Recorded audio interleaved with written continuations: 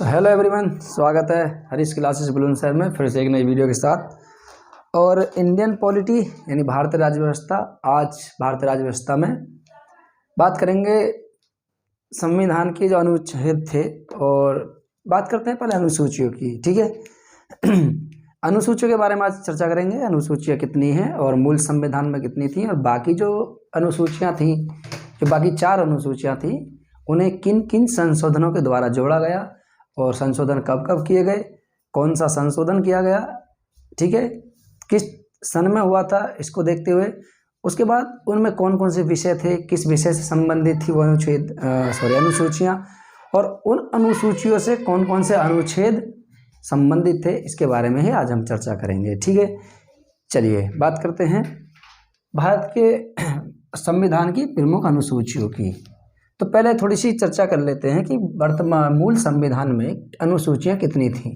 देखिए, मूल संविधान की बात करें तो मूल संविधान में 8 अनुसूचियाँ थीं, याद रखना। 8 अनुसूचियाँ थीं, मूल संविधान की बात कर रहे हैं। तो मूल संविधान में मात्र 8 अनुसूचियाँ थीं जब संविधान बना। कब बना था, मैंने क्या बताया था कल, जब 1 लाइनर क्वेश्चन कराए थे, इसमें 20 क्वेश्चन कराए थे मैंने, इंडियन पॉलिटी से जुड़े हुए 20 क्वेश्चन। और हर संडे क्वेश्चन ही कराए जा करेंगे पॉलिटी के, या पॉलिटी के जो चैप्टर हो चुका है उसके कुछ क्वेश्चन, अभी क्वेश्चन उसमें कुछ बचे हैं, 1 लाइनर क्वेश्चन यानी ऑब्जेक्टिव क्वेश्चन बचे हैं, उसमें भी बहुत से क्वेश्चन बचे हैं जो महत्वपूर्ण है। और कल मैंने 20 ऐसे महत्वपूर्ण क्वेश्चनों को लिया था पिछली वाली क्लास में, कि जो एग्जाम की दृष्टि से पूछे जाते हैं, पर्पस से पूछे जाते हैं, हर एक एग्जाम में पूछे गए हैं, आप चाहे देख सकते हैं, ठीक है। तो अनुसूची कितनी थी, 8 अनुसूचियाँ थी मूल संविधान में। और जब संविधान बना तो उसमें क्वेश्चन भी आया था कि संविधान को कब अंगीकार किया गया था। तो अंगीकार की बात करें, अंगीकार, ठीक है, स्वीकार किया गया था संविधान सभा के द्वारा, तो 26 नवंबर 1949। देखिए, इसके बारे में हमने चर्चा करी थी।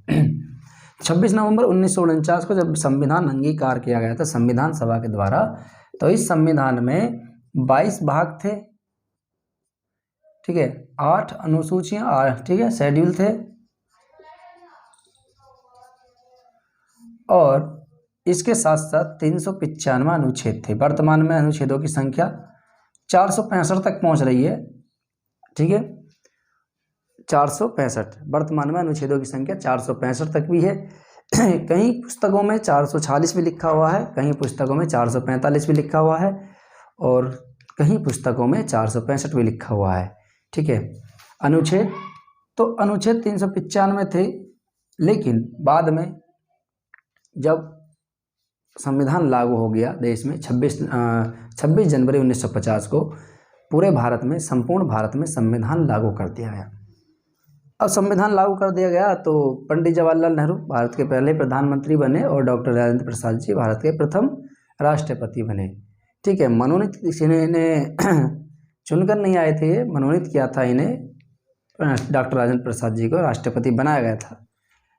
तो बात आती है, पहले ये 8 अनुसूचियाँ थीं, तो बाकी 4 अनुसूचियाँ, जो बाकी 4 थीं, 4 अनुसूचियाँ, इनको संविधान में बाद में जोड़ा गया, ठीक है, संविधान में बाद में जोड़ा गया, इनके लिए संशोधन किए गए थे। देखिए, पहला संशोधन, संविधान का पहला ही संशोधन हुआ था 1951 में। सरकार थी किसकी, पंडित जवाहरलाल नेहरू की, पंडित जवाहरलाल नेहरू की सरकार थी, और 1951 में सबसे पहला संविधान संशोधन किया गया था।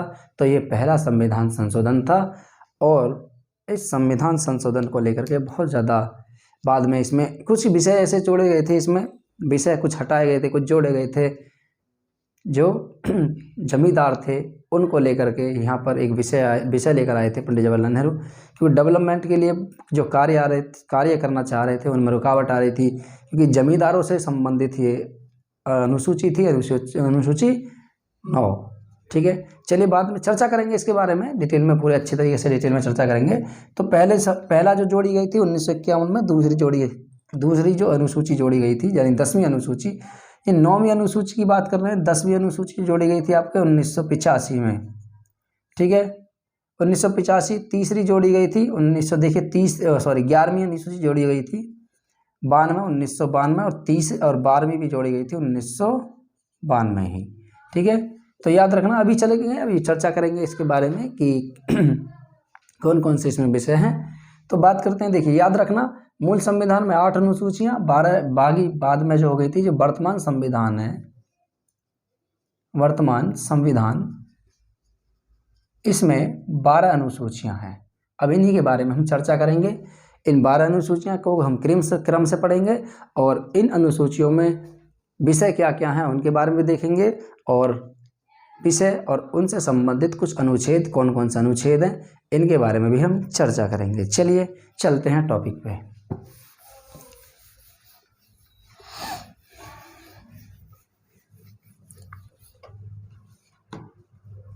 देखिए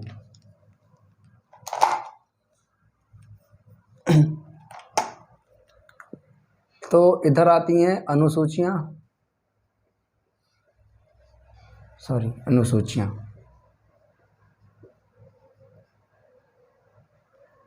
इधर आते हैं विषय और उनसे संबंधित अनुच्छेद, संबंधित अनुच्छेद।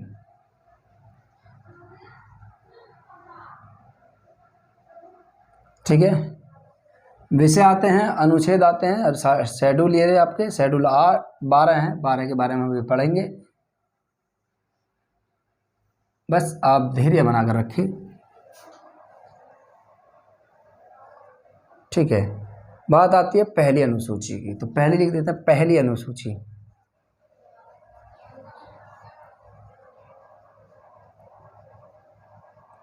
पहली अनुसूची, फर्स्ट शेड्यूल। देखिए इसमें है क्या।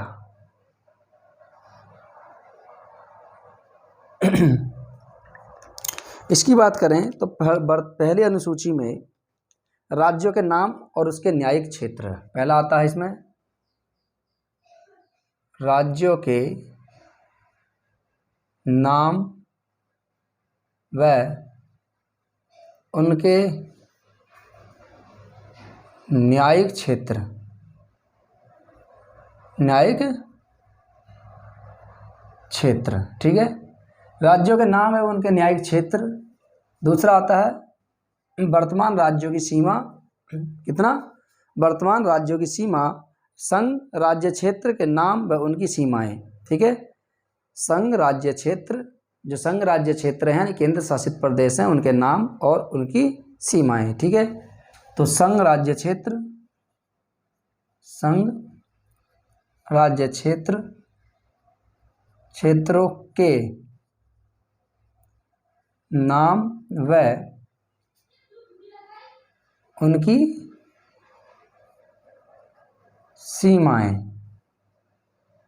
ठीक है, अब इनसे कौन कौन सा आर्टिकल जुड़ा हुआ है, तो आर्टिकल 1 व 4, आर्टिकल 1 व 4। ठीक है, देखिए इसको अगर हम पढ़ेंगे तो इसमें क्या है, राज्यों के नाम एवं उनके न्यायिक क्षेत्र, यह आर्टिकल 1 में कहा गया है, और संघ राज्य क्षेत्र के नाम व उनकी सीमा, यह आर्टिकल 4 में कहा गया है, और ये विषय है पहली अनुसूची में। ठीक है, यानी पहली अनुसूची में क्या है, तो आर्टिकल 1 क्या कहता है कि भारत एक राज्यों का संघ होगा। क्या होगा? संघ। देखिए संविधान में संघीय शब्द का प्रयोग नहीं किया गया है, संविधान में संघ का प्रयोग किया गया है। ठीक है, यूनियन शब्द, किसका? यूनियन। तो भारत राज्यों का एक संघ होगा, यानी भारत में जितने भी राज्य हैं वो भारत का हिस्सा हैं, और अब या भविष्य में कभी भी वो भारत से अलग नहीं हो सकते। ठीक है, याद रखना, अमेरिका में ऐसा नहीं है। ठीक है, वहाँ पर प्रत्येक राज्य जो है वो जुड़ा हुआ है, लेकिन वो कभी भी अलग हो सकते हैं, लेकिन भारत में ऐसा नहीं है। चलिए आगे बात करें दूसरी अनुसूची की। तो दूसरी अनुसूची,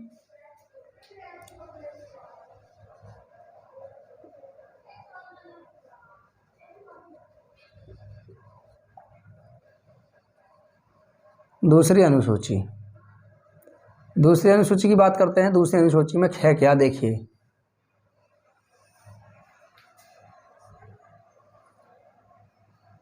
दूसरी अनुसूची की बात करें तो दूसरी अनुसूची में कुछ भत्ते दिए गए हैं, यानी जो कुछ अधिकारी है, कुछ मंत्री हैं, उनके कुछ भत्ते के बारे में बात करी गई। तो दूसरी अनुसूची में परिलब्धियों पर भत्ते, विशेषाधिकार संबंधित प्रावधान। ठीक है, तो परिलब्धियों पर भत्ते, पहली बात तो इसमें क्या दिए गए हैं, भत्तों की बारे में बात करी गई है। तो इसमें जो बात करी है परिलब्धियों पर भत्ते,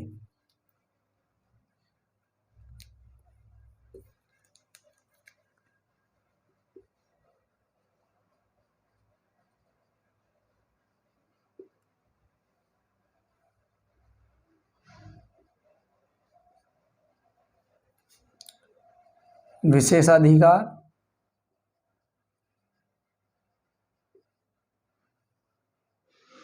एवं प्रावधान, क्या क्या प्रावधान होगा इनके भत्तों को लेकर के, इनके बारे में चर्चा करी गई है इसमें। तो ये दूसरी अनुसूची में करी गई है। अब देखिए इसमें किस किस के बारे में भत्ते की बात करी गई है, किस किस के भत्ते आते हैं। ठीक है, यानी सैलरी, ठीक है, पेंशन भत्ते कहाँ की बात करी गई, देखिए इसमें पेंशन वेंशन की जो बात करी गई है वो दूसरी अनुसूची में करी गई है।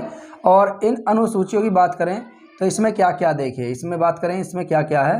ठीक है, तो इसकी चर्चा करते हैं। तो किस किस के भत्ते हैं, किस किस के भत्ते हैं, देखिए इसमें पहला आता है सबसे पहले भारत के राष्ट्रपति, भारत के राष्ट्रपति, राज्यपाल, लोकसभा अध्यक्ष व उपाध्यक्ष। ठीक है, तो भारत के राष्ट्रपति, भारत के राष्ट्रपति,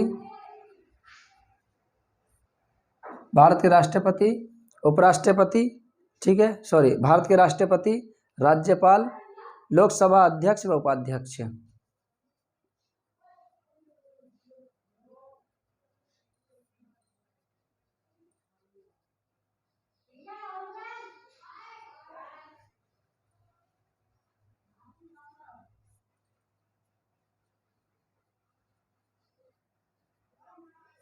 ठीक है, लोकसभा अध्यक्ष व उपाध्यक्ष, राज्यसभा के सभापति व उपसभापति। ठीक है, राज्य सभा के सभापति व उपसभापति,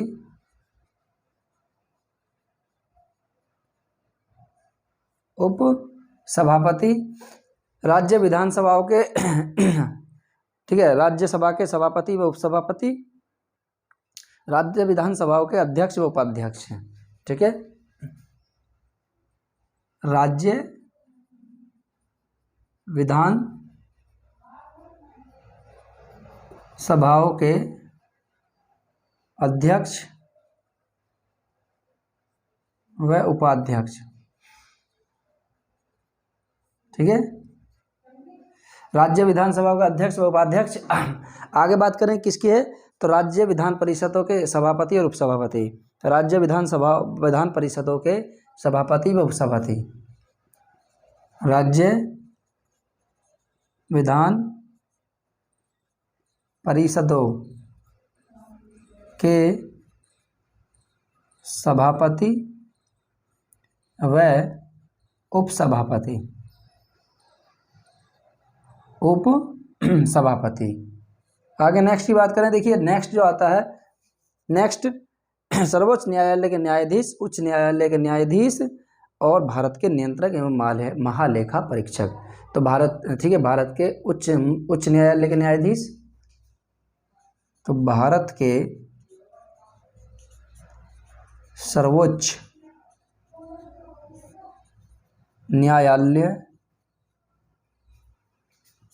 न्यायालयों के सर्वोच्च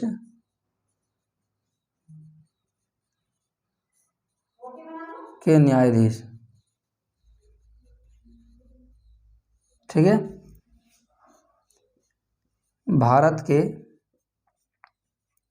उच्च न्यायालयों के न्यायाधीश। ठीक है, आगे आता है, इसमें कौन है, भारत के नियंत्रक एवं महालेखा परीक्षक।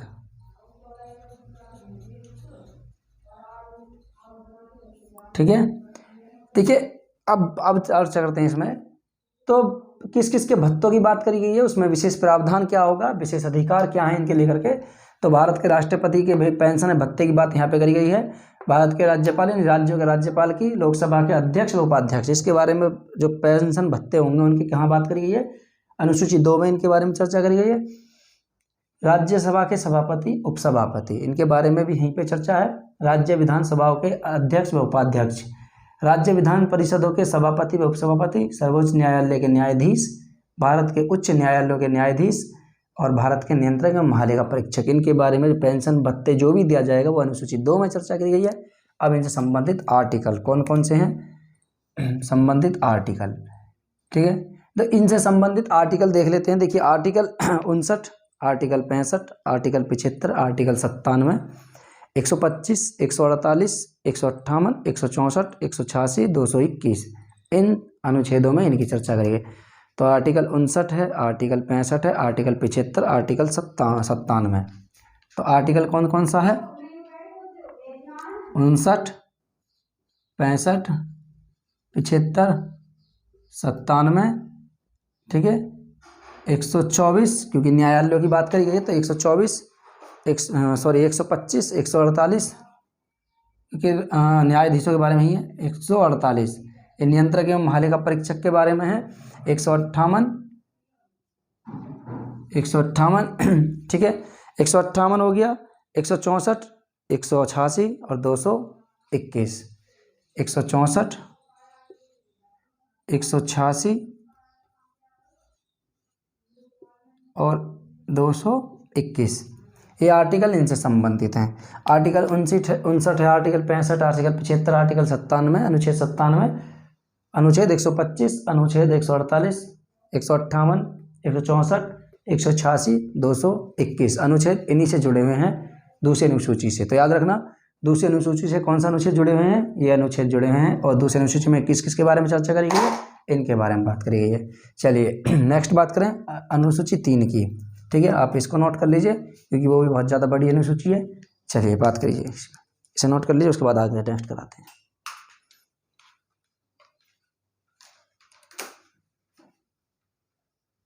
चलिए तीसरी अनुसूची की बात करते हैं। थर्ड अनुसूची क्या, थर्ड शेड्यूल। तो अनुसूची तीसरी अनुसूची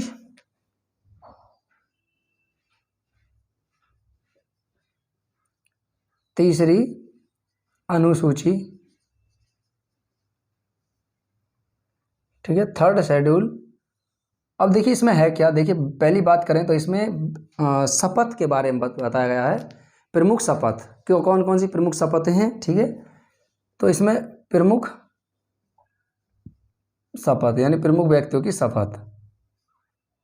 अब ये कौन कौन से व्यक्ति हैं इनके बारे में हम चर्चा करेंगे। ठीक है, देखिए प्रमुख शपथ की बात करें तो पहला आता है संघ के मंत्री। संघ के मंत्री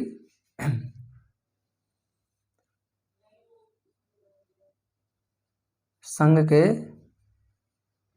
मंत्री। दूसरी बात करें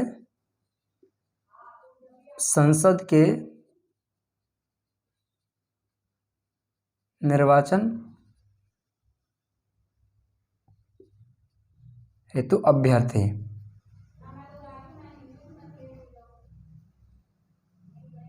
ठीक है, मतलब वो भी अगर यहाँ पे ठीक है निर्वाचन हेतु अभ्यर्थी, संसद के निर्वाचन हेतु अभ्यर्थी कोई भी अगर यहाँ आता है संसद के लिए तो उससे पहले उसकी शपथ कराई जाती है। ठीक है, उसके बाद बात करें आगे संसद के सदस्य है, इसके संसद के सदस्य जितने भी होंगे उनकी शपथ कहाँ पे लिखी गई है, तीसरी अनुसूची में। आगे बात करें सर्वोच्च न्यायालय के न्यायाधीश, भारत के नियंत्रक एवं महालेखा परीक्षक। तो सर्वोच्च न्यायालयों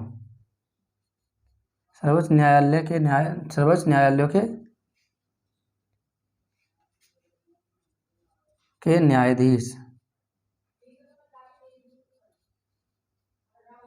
ठीक है, भारत के नियंत्रक एवं महालेखा परीक्षक।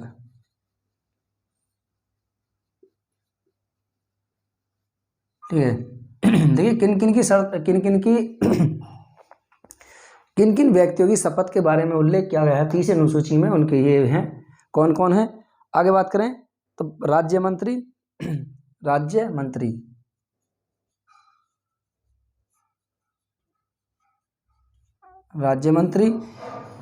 ठीक है, राज्य विधान मंडल के लिए निर्वाचन के लिए अभ्यर्थी, तो राज्य विधान मंडल निर्वाचन हेतु अभ्यर्थी, राज्य विधान मंडल निर्वाचन तो अभ्यर्थी। ठीक है, आगे नेक्स्ट बात करें, देखिए ये हो गया। आगे नेक्स्ट बात करें तो राज्य विधान मंडल के सदस्य, राज्य विधान मंडल के सदस्य, राज्य विधान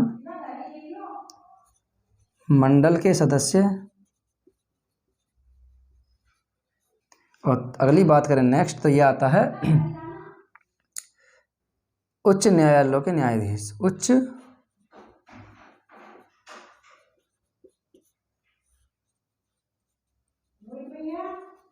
उच्च न्यायालयों के न्यायाधीश। ठीक है, उच्च न्यायालयों के न्यायाधीश ये प्रमुख व्यक्ति हैं जिनके बारे में शपथ, देखिए इसमें राष्ट्रपति की शपथ यहाँ पर नहीं दी गई है, राष्ट्रपति की शपथ का उल्लेख संविधान में किया गया है। ठीक है, आर्टिकल कौन से में, तो उसमें बात करी गई है राष्ट्रपति की शपथ की, तो वहीं संविधान में ही राष्ट्रपति की शपथ की बात करी गई है। यहाँ पे कुछ प्रमुख व्यक्ति हैं, कुछ मंत्री हैं, और उनके शपथ के बारे में यहीं पर उल्लेख किया गया है। संघ के जितने भी मंत्री हैं, आपके प्रधानमंत्री, गृह मंत्री, जितने भी मंत्री आते हैं, सबकी शपथ कहाँ पर है, अनुसूची 3 में। ठीक है, इसमें राष्ट्रपति की शपथ छोड़ दीजिए, ना राज्यपाल की शपथ का उल्लेख इसमें।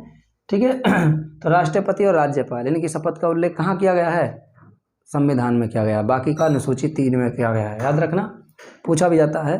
अब इनसे संबंधित कुछ अनुच्छेद के बारे में पढ़ लेते हैं, कौन कौन से संबंधित अनुच्छेद। तो अनुच्छेद 75, अनुच्छेद 84, अनुच्छेद 99, 124, 146, 173, 188, 219। फिर से एक बार रिकॉल कर लेते हैं अनुच्छेद।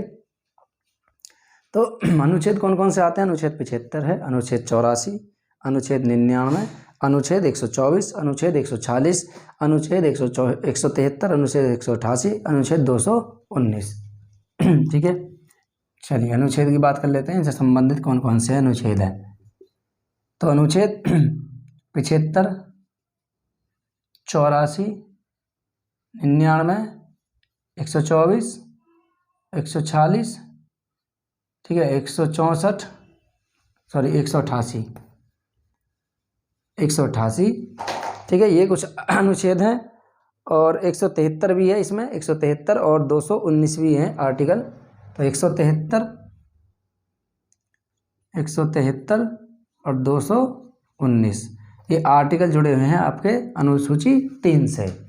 अगली अनुसूची की बात करें तो अगली अनुसूची है चौथी अनुसूची, तो नंबर 4, चौथी अनुसूची, 4th शेड्यूल आता है। और 4th शेड्यूल में क्या है, देखिए 4th शेड्यूल की बात करें तो इसमें ज़्यादा वो नहीं है, हार्ड, बहुत सिंपल है, याद करना बहुत सिंपल है। देखिए क्या है इसमें, जितने भी राज्य और केंद्र शासित प्रदेश हैं, ठीक है, जितने भी राज्य हैं और जितने भी केंद्र शासित प्रदेश हैं, उनमें राज्यसभाओं की सीटों के लिए, ठीक है, तो राज्यसभा की सीटें कहाँ, किस राज्य से कितनी आएंगी, किस केंद्र शासित प्रदेश से कितनी आएंगी, यानी राज्यसभा में किस राज्य की सीटें कितनी होंगी, इन सब का प्रावधान किया गया है अनुसूची 4 में। और आर्टिकल है इसके लिए 4 और 80, आर्टिकल 4 और 80। क्यों आर्टिकल 4 क्यों उठाया गया है, क्योंकि राज्य की बात करी गई है आर्टिकल 4 में, और राज्यसभा का उल्लेख किया गया है किसमें, अनुच्छेद 80 में। तो अनुच्छेद 80 राज्यसभा, अनुच्छेद 81 लोकसभा, संसद 79। तो याद रखना, अभी चलिए जब कराएंगे क्लास तो उसमें सब कुछ बताया जाएगा। तो अनुसूची 4 में किसका उल्लेख किया गया है कि राज्य और केंद्र शासित प्रदेशों से राज्यसभा के लिए सीटों का आवंटन। ठीक है, तो राज्य व केंद्र शासित प्रदेशों के लिए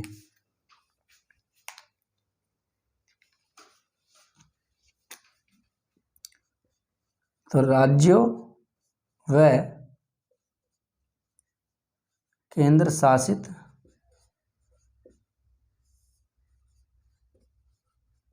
प्रदेशों के लिए राज्यसभा में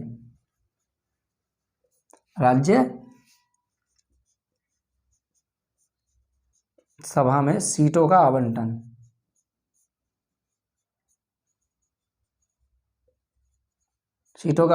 ठीक है, यानी किस राज्य को कितनी सीटें दी जाएंगी ये अनुसूची 4 में दिया गया है। और यहाँ की बात करें तो मैंने बताया भी आर्टिकल कौन कौन से जुड़े हुए हैं, आर्टिकल 4 और आर्टिकल 80। केवल 2 ही आर्टिकल इससे जुड़े हुए हैं, आर्टिकल 4 व आर्टिकल 80। आप इनको ऐसे जोड़ के पढ़िए कि क्या है क्या नहीं है इसमें। 75 में क्या है, तो 75 में हमने किसकी बात करी है, तो 75 में मंत्रियों की बात करी है। तो मंत्रियों में क्या है, 84 क्या है, 99 में क्या है, आर्टिकल इनको भी आप देख के पढ़ सकते हैं, आपको ईजिली समझ में आ जाएगा आसानी से कि क्या चीज़ है। आर्टिकल 4 जैसे आर्टिकल 4 और 80।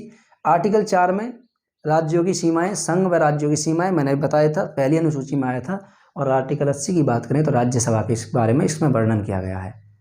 ठीक है, राज्यसभा का विस्तार कितना होगा, राज्यसभा के पास पावर कितनी होगी, शक्ति कितनी होगी, इन सब के बारे में चर्चा आर्टिकल 80 में करी गई है। चलिए इनको नोट कर लीजिए, उसके बाद नेक्स्ट कराते हैं आगे।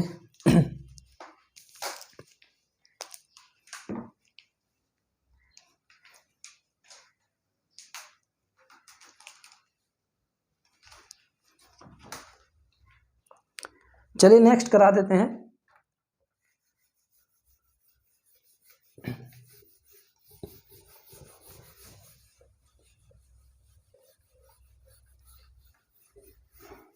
अब करते हैं आर्टिकल 5, सॉरी अनुसूची 5। अनुसूची 5, 5वीं अनुसूची।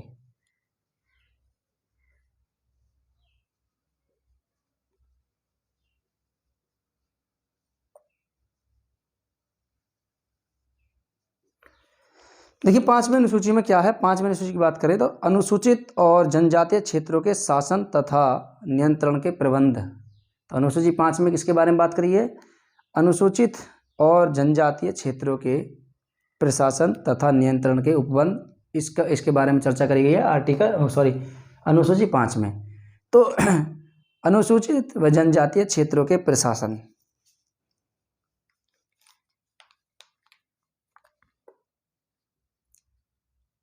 अनुसूचित व जनजातियों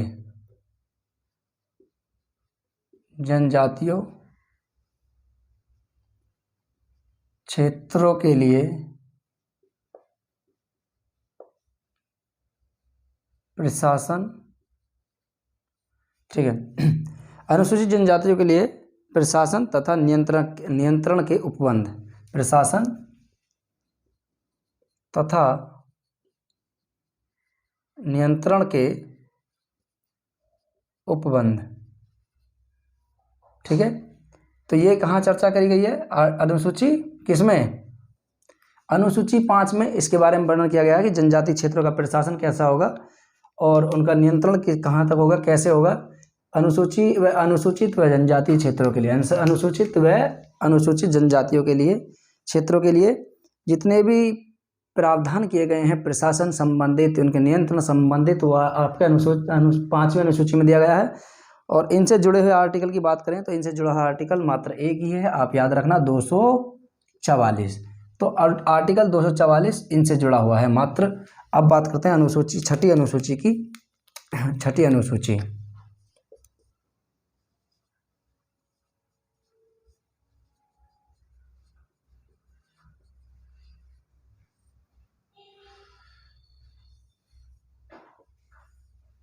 छठी अनुसूची ठीक है, छठी अनुसूची की बात करें तो इसमें क्या है, असम, मेघालय, त्रिपुरा, मिजोरम, राज्यों के जनजातीय क्षेत्रों के प्रशासन, तो असम हो गया, मेघालय हो गया, त्रिपुरा हो गया, मिजोरम हो गया, ठीक है। तो असम,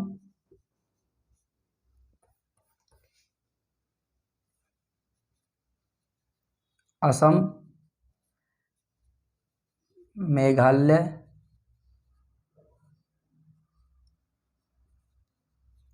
त्रिपुरा और आपके मिजोरम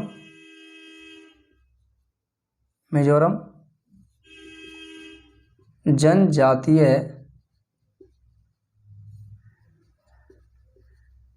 क्षेत्रों के प्रशासन एवं नियंत्रण। आपने पढ़ा होगा आर्टिकल 371, आर्टिकल 371 भारतीय संविधान में आर्टिकल 371 के खे गे घे, ठीक है, अण छ छ जय झ, और इस प्रकार से कुछ वहाँ पर जनजातीय क्षेत्रों का उल्लेख किया गया है। असम हो गया, मेघालय हो गया, त्रिपुरा हो गया, इनको विशेष कुछ राज्य के दर्जे मिले हुए हैं, ठीक है। तो इनके बारे में ही यहाँ पे इनका प्रशासन कैसा होगा, नियंत्रण कैसा होगा, उस पर प्रशासन का नियंत्रण कैसा होगा, इन सब का उल्लेख किया गया छठी अनुसूची में। और इनसे जुड़ा हुआ अनुच्छेद की बात करें तो 244, ठीक है, 244 एवं 275 दो ही आर्टिकल इनसे जुड़े हुए हैं और छठी अनुसूची से, तो 244 व 275, ठीक है। तो 244 व 275 आर्टिकल इनसे जुड़े हुए हैं। ओके, चलिए अब देखिए तो ये अनुसूचियाँ थी और अभी आज 6 ही अनुसूचियाँ हुई हैं और बाकी 6 को हम नेक्स्ट वीडियो में कराएंगे। तो आज के लिए इतना ही काफ़ी। हरीश क्लासेस बुलंदशहर में आज के लिए इतना ही काफ़ी।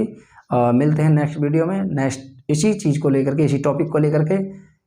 बाकी जो 6 अनुसूचियाँ बची हैं उनके बारे में नेक्स्ट क्लास में चर्चा करेंगे। तो आज के लिए इतना ही काफ़ी। मिलते हैं नेक्स्ट वीडियो में, तब तक के लिए जय हिंद।